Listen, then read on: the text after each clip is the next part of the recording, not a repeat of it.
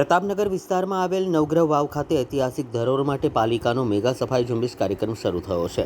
ઐતિહાસિક ધરોહરની સફાઈ અને જાળવણી માટે વિશેષ અભિયાન શરૂ કરાયું છે। પ્રતાપનગર વિસ્તારમાં આવેલ ઐતિહાસિક નવગ્રહ વાવ ખાતે મેગા સફાઈ ઝુંબેશ યોજાઈ હતી।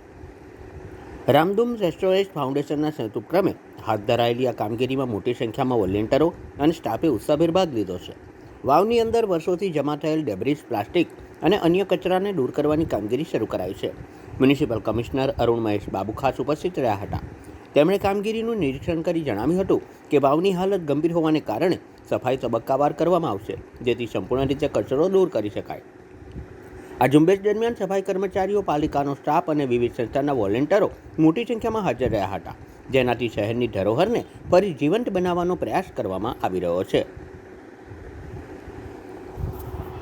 આજે અમે વડોદરા ખાતે જે વડોદરા મ્યુનિસિપલ કોર્પોરેશને જે નક્કી કર્યું કે જે હેરિટેજ સેલ ફોર્મેશન પછી જે હેરિટેજ સ્ટ્રક્ચર્સની રેજ્યુવેનેટ કરવાનું, રેનોવેટ કરવાનું કામગીરી ધરવાનું છે, એની ભાગરૂપમાં પહેલાં અમે સેવાસી સ્ટેપવેલમાં પણ ક્લિનિંગની શરૂ કરી હતી। આપ જાણો છો કે લાલકોટમાં પણ કામ શરૂ થઈ ગયું છે, માંડવીમાં કામ શરૂ થઈ ગયું છે, ન્યાય મંદિરમાં પણ કામ શરૂ થવાના છે। આ જ ભાગરૂપે સેવાસી સ્ટેપવેલમાં અમે લગભગ 2 અઠવાડિયા પહેલાં ત્યાં બધું જે કચરો છે એ બધું કાઢી નાખવામાં આવ્યું અને જે ઐતિહાસિક ધરોહર છે એને રેન્યુએટ કરીને પ્રોટેક્ટ કરવાનું કામગીરી શરૂ કરી છે। હવે એને એક ફિઝિબલ વર્કિંગ મોડલમાં પણ લઈ જવાની અમે નક્કી કર્યું છે। સેકન્ડ, એ જે સ્ટેપવેલ છે અત્યારે છે એ પણ વડોદરામાં લગભગ 150 વર્ષ જૂના સ્ટેપવેલ છે। આનું બધું ડિટેલ્સ બહાર લખવામાં આવ્યું છે, મંદિર પણ બની ગયું છે। પણ આની ખાસિયત એ છે કે અમે રામદૂત સેવા કરીને જે સંસ્થા છે, આખા દેશભરમાં મંદિરો અને પૌરાણિક સ્ટ્રક્ચર્સને પણ એ લોકો પણ સાફ સફાઈ કરીને પ્રોટેક્ટ કરવા માંગે છે। એ લોકો પણ અમને આવીને એક આમંત્રણ આપ્યા હતા, એટલે પછી વીએમસી અને રામદૂત બંને મળીને આ કામગીરી શરૂ કરી દેવામાં નક્કી કરી છે। હવે નક્કી કર્યું છે કે વડોદરાની અંદર જેટલા પણ સ્ટેપવેલ્સ છે, પૌરાણિક સ્ટ્રક્ચર્સ છે, મંદિરો છે, અથવા કોઈ પણ ધર્મના કોઈ પણ ઐતિહાસિક સ્ટ્રક્ચર્સ હશે, મસ્જિદ હશે, જે પણ છે, એ બધાને અમે પ્રોટેક્ટ કરવા માટે મહેનત તો કરવાના છે। આ જ ભાગરૂપમાં આજે સ્ટેપવેલ ક્લિનિંગમાં આપ જોઈ રહ્યા છો કે જે પાણીનું સ્ત્રોત અહીંયા ઉપર સુધી છે, પણ સમયના લીધે ઘણા બધા કચરા ભરી ગયો છે, કોઈ કન્સ્ટ્રક્શન ડેબ્રી પણ આવી ગયું છે।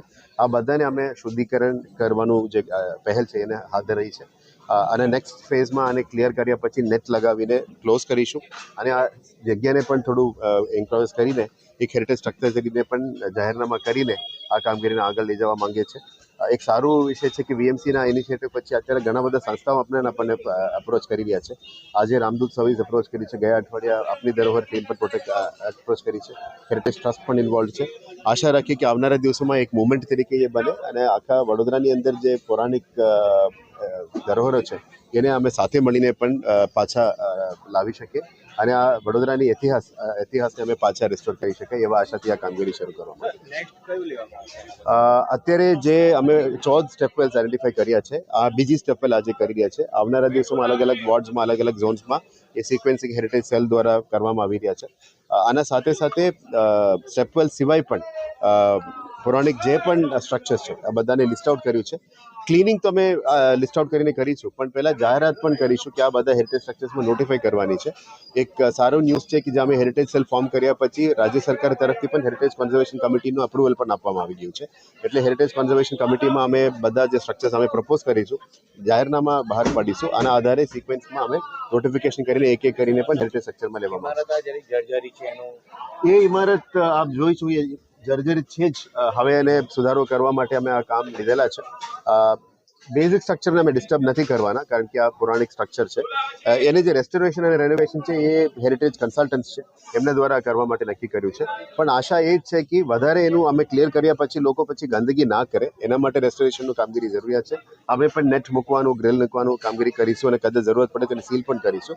પણ પાણીનું સ્ત્રોત છે એ આપ જોઈ શકો છો કે બહુ શુદ્ધ પાણી છે, આપણે ગંદકી ઓછું થઈ જાય તો અને હજી પણ અમે પાણી બહાર કાઢી શકાય, જ્યારે પણ પાણીનું અછત હોય એનાથી પાણી કાઢી શકાય।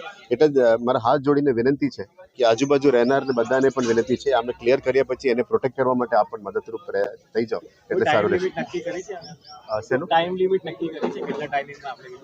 ના, એક કરીને કરવું પડે, કારણ કે આનું એન્ડ નથી। આ પણ 2 અઠવાડિયાથી કરી રહ્યા છે, આજે 3જો અઠવાડિયા કદાચ અમે કાઢી રહ્યા છે, પણ અમે મેક્સિમમ ટ્રાય કરીશું બધું ડેબ્રી ક્લિયર કરવા માટે। પણ આ એક સ્ટ્રક્ચરમાં રોકવાના નથી, આવનારા દિવસોમાં તમામ સ્ટ્રક્ચર ઉપર અમે જવાની નક્કી કર્યું છે।